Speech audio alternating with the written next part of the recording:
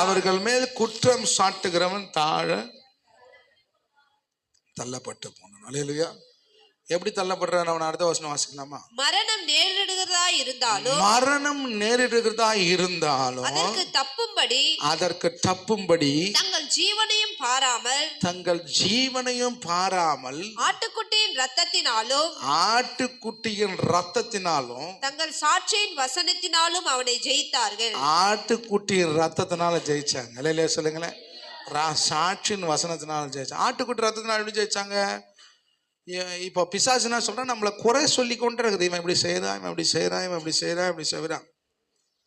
எபிரேயர் 12 சொல்லுது, இயேசு தம்முடைய ரத்தத்தை தம்முடைய கைகளில் ஏந்தி, ஆண்டவரே இவன் குறை செய்தது நன்மைதான், ஆனா இவனுக்காக நான் ரத்தம் செஞ்சிருக்கிறேன் ஆண்டவரேன்னு பேசுறேன். அப்போ என் மேல இருக்கிற நுகங்களை, என் மேல இருக்கிற குற்றங்களை இயேசுவின் ரத்தம் உடைத்து